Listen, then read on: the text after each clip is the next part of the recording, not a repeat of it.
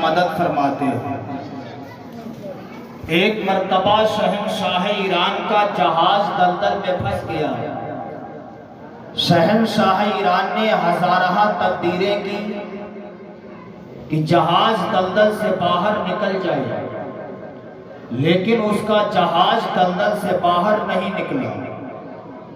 وزیر آیا، وزیر نے دیکھا شہنشاہ ایران کے چہرے پر غم کے اثرات ہیں، شہنشاہ ایران کا چہرہ مغموم ہے۔ وزیر نے کہا شہنشاہ ایران تمہارے چہرے پر غم کی گھٹا چھائی ہے، اس کی کیا وجہ ہے؟ شہنشاہ ایران نے کہا وزیر بات یہ ہے میرا جہاز دلدل میں پھنس گیا ہے، میں نے بہت کوششیں کی ہیں، ہزارہ تدبیریں کر چکا ہوں، لیکن میرا جہاز دلدل سے باہر نہیں نکلا۔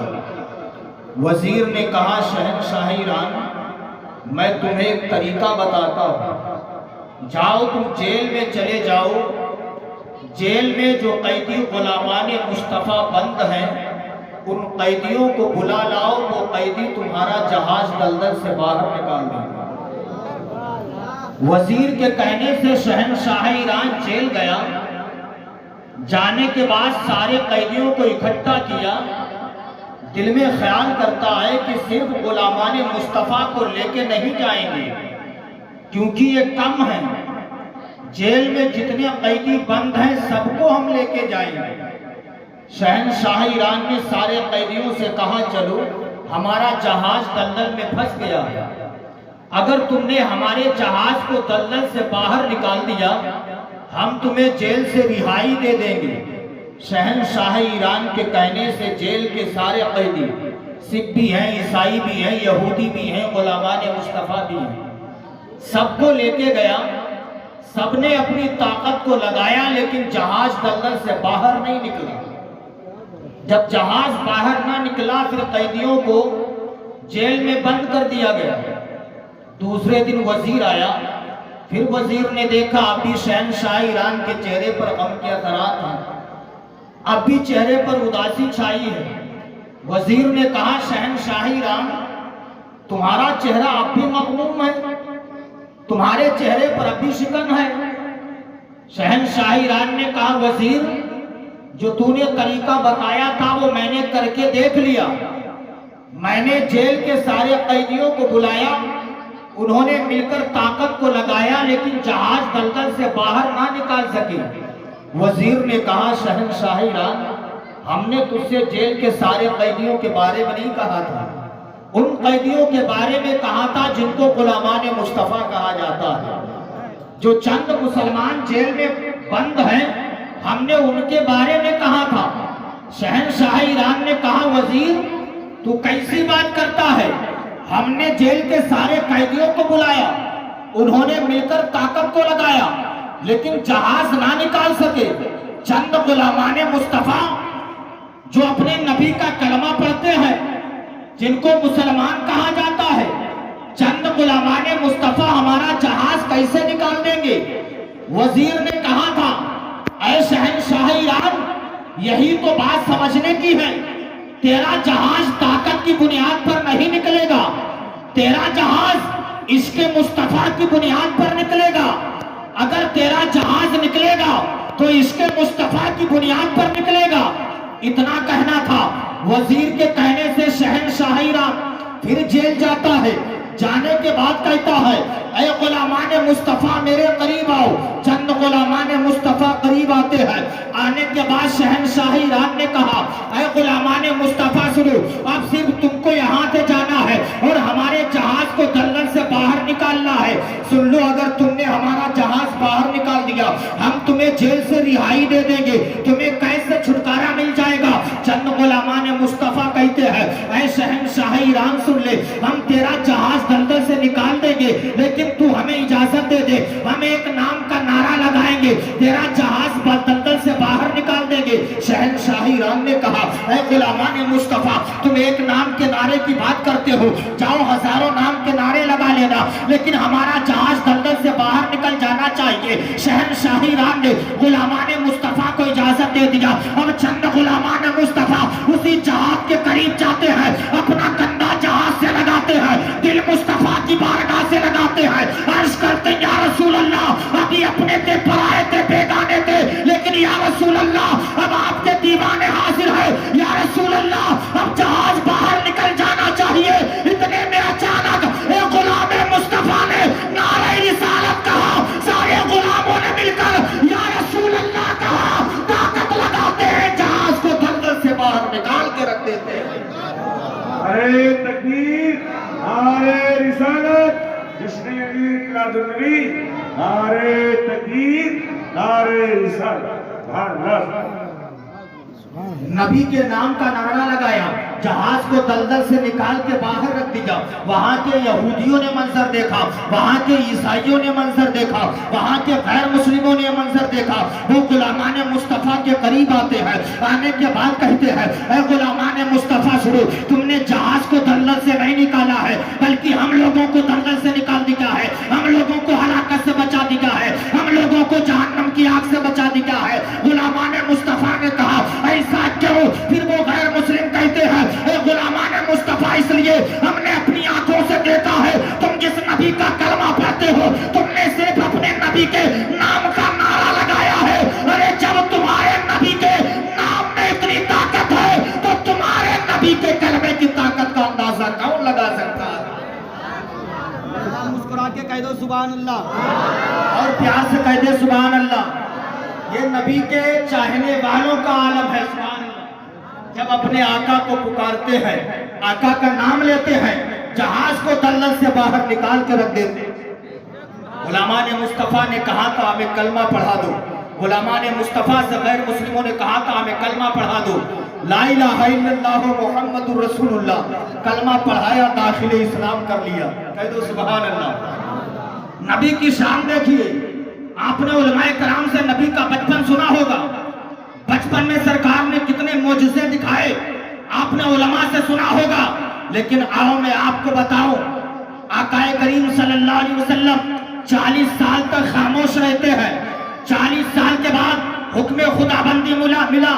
اے میرے محبوب نبوت و رسالت کا اعلان کیجیے. حکم خدا بندی ملا, آقا کریم نے انا محمد رسول اللہ کا اعلان کیا.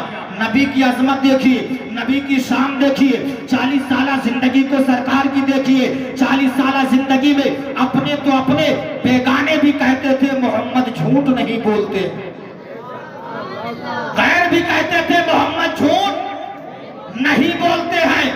سرکار نے انا محمد رسول اللہ کا اعلان کیا. اے لوگوں سنو, میں اللہ کا پیغمبر ہوں, میں اس دنیا انسانیت کا آخری رہنما ہوں. انا محمد رسول اللہ کا اعلان کرنا تھا, نبوت و رسالت کا اعلان کرنا تھا. گھر گھر میں اختلاف ہو گیا, باپ بیٹے میں اختلاف ہے, بھائی بھائی میں اختلاف ہے, پڑوسی پڑوسی میں اختلاف ہے. صرف اس بنیاد پر کہ آقا کریم صلی اللہ علیہ وسلم نے نبوت و رسالت کا اعلان کیا ہے. حضرت بلال حبشی جنہوں نے ابھی کلمہ نہیں پڑھا ہے, حضرت بلال حبشی کا گزر ہوا. کفاران مکہ نے بلال حبشی کو جاتے ہوئے دیکھا. کفاران مکہ نے کہا تھا بلال ادھر آؤ. حضرت بلال حبشی قریب پہنچے. کفاران مکہ نے کہا تھا بلال کیا کچھ سنے ہو؟ حضرت بلال نے کہا تھا کچھ نہیں, بتاؤ تو ہے کیا؟ کفاران مکہ نے کہا تھا بلال جن کا نام محمد بن عبداللہ ہے انہوں نے نبوت و رسالت کا اعلان کیا ہے, کیا تم نے سنا نہیں ہے؟ حضرت بلال حبشی نے کہا تھا سنا تو نہیں ہے. کفاران مکہ نے کہا تھا بلال 40 سال تک تو وہ خاموش رہے, 40 سال کے بعد نبوت و رسالت کا اعلان کیا ہے, کیا اس بات کو مانا جا سکتا ہے؟ کیا اس بات کو تسلیم کیا جا سکتا ہے؟ حضرت بلال حبشی نے کہا تھا کفاران مکہ بات ماننے کے قابل تو نہیں ہے, البتہ اگر محمد نے کہا ہے تو وہ جھوٹ نہیں بول سکتے ہیں. اگر محمد نے کہا ہے تو وہ جھوٹ نہیں بول سکتے ہیں.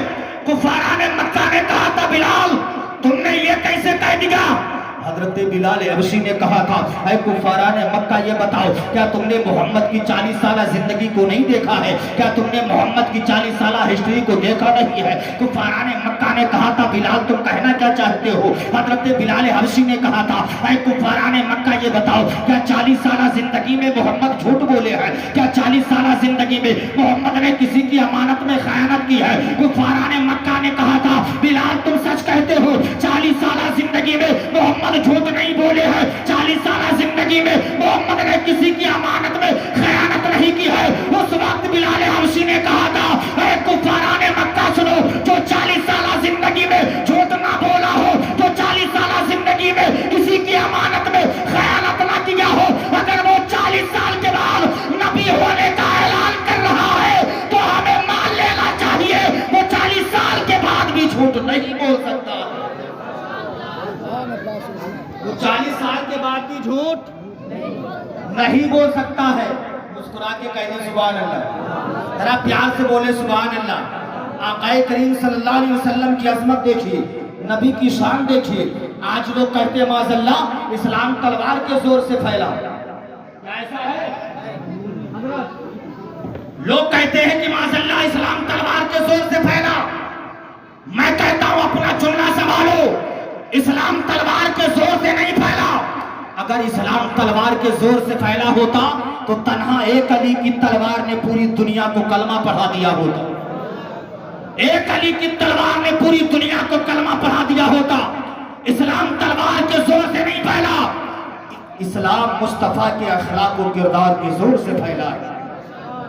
مصطفیٰ کریم کا کردار دیکھیے، 40 سال کے بعد نبوت کا اعلان کیا، صرف 23 سال میں پوری دنیا میں اسلام پھیلا دیا۔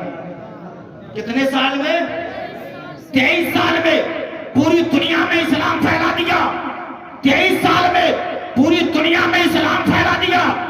دنیا کے آپ چاہیں کسی بھی گوشے میں چلے جائیں، نبی کے چاہنے والے موجود ہیں۔ اتنی جلدی اسلام پھیل کیسے گیا؟ مصطفیٰ کریم کا کردار ہی ایسا تھا، مصطفیٰ کریم کا اخلاق ہی ایسا تھا۔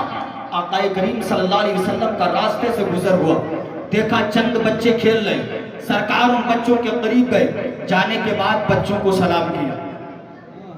کون سلام کر رہا ہے؟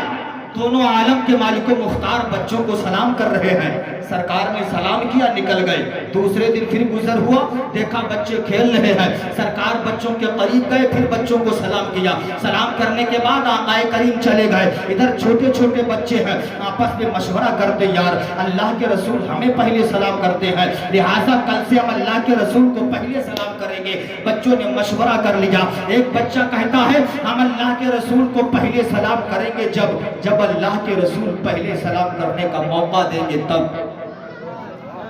اللہ کے رسول تو پہلے سلام کرنے کا موقع ہی نہیں دیتے، ہم انہیں پہلے سلام کیسے کریں گے؟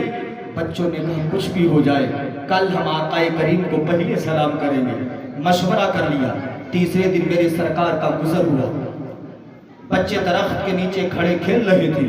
جب بچوں نے آقا کریم کو آتے ہوئے دیکھا، بچے درخت سے ہٹ جاتے ہیں، جھاڑیوں میں چھپ گئے۔ آقا کریم درخت کے نیچے گئے، کھڑے ہو گئے، بچے جھاڑیوں سے نکلتے ہیں۔ نکلنے کے بعد کہتے ہیں الصلاۃ والسلام علیکہ یا رسول اللہ، الصلاۃ والسلام علیکہ یا حبیب اللہ، الصلاۃ والسلام علیکہ یا نبی اللہ۔ آقا کریم کو بچوں نے سلام کیا۔ سلام کرنے کے بعد بچے قریب آتے ہیں، کسی نے سرکار کا داہنا ہاتھ پکڑا، کسی نے سرکار کا بایاں ہاتھ پکڑا، کسی نے سرکار کا پیچھے سے دامن پکڑا، کسی نے آگے سے دامن پکڑا۔ پکڑنے کے بعد بچے کہتے یا رسول اللہ آپ کل نکلے تھے پہلے سلام کیا تھا، پرسوں آپ نکلے تھے پہلے سلام کیا تھا، یا رسول اللہ آج آپ نے ہمیں پہلے سلام کیوں نہیں کیا؟ نبی فرماتے بچوں سنو، میں چاہتا آج بھی تمہیں پہلے سلام کر لیتا، اس لیے میں نے تمہیں پہلے سلام نہیں کیا کہ کل تم نے آپس میں مشورہ کیا تھا کہ ہم اللہ کے رسول کو پہلے سلام کریں گے۔ بچوں سنو، میں چاہتا تمہیں آج بھی پہلے سلام کر لیتا،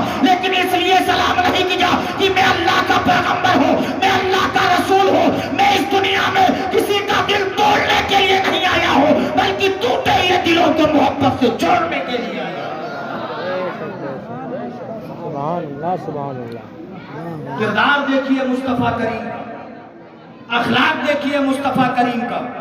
مدینہ شریف کی گلی ہے، کہہ دو سبحان اللہ۔ وہ مدینہ تو حجاج کرام گئے ہیں، اس سے پوچھو مدینہ ہے کیا؟ واقعی ہم جیسے گنہگار اس میں اشیار خطاکار دعا کرتے ہیں، دکھا دے یا الہی وہ مدینہ کیسی بستی ہے جہاں پر رات و دن مولا تیری رحمت برستی ہے۔ مدینہ وہ شہر ہے، آقا کریم صلی اللہ علیہ وسلم مدینہ شریف کی گلی سے گزر رہے ہیں، چند بچے سرکار کے قریب آتے ہیں، آنے کے بعد سرکار سے بچوں نے کہا یا رسول اللہ آپ کی بارگاہ سے جو سوال کیا جاتا ہے آپ عطا کر دیتے ہیں، یا رسول اللہ آج ہماری طبیعت یہ چاہتی ہے، یا رسول اللہ ہمارا دل یہ کرتا ہے آج ہم آپ سے کھجوریں کھائیں گے۔ سبحان اللہ۔ اب بچے ہیں، سرکار سے کہتے ہیں یا رسول اللہ ہمیں کھجوریں کھلا دیں۔ سرکار فرماتے بچوں سنو میرے پاس کھجوریں نہیں ورنہ کھلا دیتا۔ بچے کہتے ہیں یا رسول اللہ چلیے دکاندار کے پاس لے کے چلیے، خرید کے کھلائیے۔ نبی نے فرمایا بچوں سنو میرے پاس درہم و دینار بھی نہیں ورنہ خرید کے کھلا دیتا۔ بچے کہتے ہیں یا رسول اللہ جب تک آپ کھجوریں کھلائیں گے نہیں آپ کو یہاں سے آگے نہیں جانے دیا جائے گا۔ بچوں نے سرکار کو گھیر لیا۔ اگر آپ کے خطیب و امام حضرت حافظ و قاری مقیم رضا صاحب قبلہ، حضرت علامہ مولانا سلیم رضا صاحب قبلہ اگر کل مدرسے کے باہر دکان کے قریب کھڑے ہو کر کے 4-5 بچوں کو بلا کر کے ٹافیاں تقسیم کر دے، ٹافیاں دے دے، دوسرے دن پھر یہ تقسیم کر دے، تیسرے دن ان کو بچے دکان کے قریب دیکھیں گے تو بچے خود ان کے پاس آ جائیں گے۔ کیوں؟ اس لیے کہ حضرت نے کل ٹافیاں کھلائی تھی، ہو سکتا ہے آج بھی کھلا۔ آقا کریم کا دستور تھا کہ جب بچے سرکار کو دیکھتے تھے تو سرکار کے قریب جاتے تھے، سرکار بچوں کو کھلا دیا کرتے تھے، سرکار بچوں کو عطا کر دیتے تھے۔ بچوں نے کہا یا رسول اللہ کھجوریں کھلاؤ، نبی نے فرمایا نہیں۔ بچے کہتے خرید کے کھلاؤ، نبی نے فرمایا درہم و دینار نہیں ہے۔ اب بچے کہتے یا رسول اللہ جب تک آپ کھجوریں کھلائیں گے نہیں آپ کو یہاں سے آگے نہیں جانے دوں گا۔ بچوں نے سرکار کو گھیر لیا ہے، اس طریقے سے گھیرا جیسے شمع کے قریب پروانے اکٹھے ہو جاتے ہیں، بیچ میں سرکار تشریف فرما، ادھر ادھر بچے بیٹھے ہوئے ہیں، 1 گھنٹہ 2 گھنٹہ 3 گھنٹے ہو گئے، بچوں نے سرکار کو جانے نہیں دیا۔ امیر المومنین عمر بن خطاب کا گزر ہوا، حضرت عمر نے دیکھا کہ بچوں نے سرکار کا راستہ روک لیا، حضرت عمر کو غصہ آیا، بچوں کو ڈانٹنا شروع کرتے ہیں۔ نبی فرماتے عمر بچوں کو ڈانٹو مت، ان کا دل بڑا کمزور ہوتا ہے۔ عمر بچوں کو ڈانٹو مت، ان کا دل بڑا نازک ہوتا ہے۔ اتنا کہا، امیر المومنین عمر بن خطاب اپنے دل میں کہتے ہیں یا اللہ تیرے محبوب کا کردار کتنا اچھا۔ عمر دل میں کہتے ہیں یا اللہ تیرے محبوب کا کردار کتنا اچھا ہے۔ عمر بن خطاب بھی بیٹھ گئے۔ کچھ دیر کے بعد سرکار فرماتے بچوں کھجوریں ہوتی تو میں کھلا دیتا، درہم و دینار ہوتے تو خرید کے کھلا دیتا، اگر تم کھجوریں کھانا چاہتے ہو تو چلیے کسی دکاندار کے پاس مجھے لے چلو، مجھے فروخت کر دینا، مجھے بیچ دینا، میرے عوض میں میرے بدلے میں کھجوریں کھا لینا۔ اخلاق دیکھو آقا کریم کا، بچے تھے بچے، آقا کریم کو بیچنے کے ارادے سے لے کے چل دیے۔ نبی اٹھے بچے اٹھے، نبی چلے بچے چلے۔ بچے کہتے یا رسول اللہ ہم آپ کو بیچ کے 5 کھجوریں کھائیں گے، کوئی کہتا یا رسول اللہ ہم آپ کو بیچ کے 7 کھجوریں کھائیں گے، کوئی کہتا یا رسول اللہ ہم آپ کو فروخت کر کے 9 کھجوریں کھائیں گے۔ سرکار مسکراتے ہوئے جا رہے ہیں، اللہ کے رسول دکاندار کے پاس جاتے ہیں، جانے کے بعد کہتے ہیں اے دکاندار سن لے، یہ بچے ہم سے کھجوریں کھانا چاہتے ہیں، میرے پاس کھجوریں نہیں ہے ورنہ انہیں کھلا دیتا، درہم و دینار بھی نہیں ہے ورنہ خرید کے کھلا دیتا۔ اے دکاندار سن لے، تو مجھے خرید لے، میرے بدلے میں ان بچوں کو کھجوریں کھلا دے۔ اب وہ دکاندار اللہ کے پیغمبر کا چہرہ دیکھتا ہے، دکاندار کہتا ہے یا رسول اللہ یہ دکان بھی آپ کی ہے، دکاندار بھی آپ کا ہے۔ مسکرا کے بولنے سبحان اللہ۔ کیا کسی کو نعرہ یاد ہے میٹنگ میں؟ نعرہ یاد ہے کسی کو؟ نعرہ یاد ہے کسی کو؟ آج تو بہت نعرے لگائے ہوں گے آپ نے، بہت نعرے لگائے ہوں گے، آج سرکار کی آمد مرحبا، آقا کی آمد مرحبا، نہیں لگایا؟ نعرہ تکبیر، نعرہ رسالت، جشن عید میلاد النبی، سرکار کی آمد، مختار کی آمد، رہبر کی آمد، سرور کی آمد، نعرہ تکبیر، نعرہ رسالت۔ پیار سے بول دیں سبحان اللہ۔ دکاندار نے اللہ کے پیغمبر کا چہرہ دیکھا، وہ دکاندار بولا آقا یہ غلام بھی آپ کا ہے، دکاندار بھی آپ کا ہے، غلام بھی آپ کا ہے یا رسول اللہ، دکان بھی آپ کی ہے۔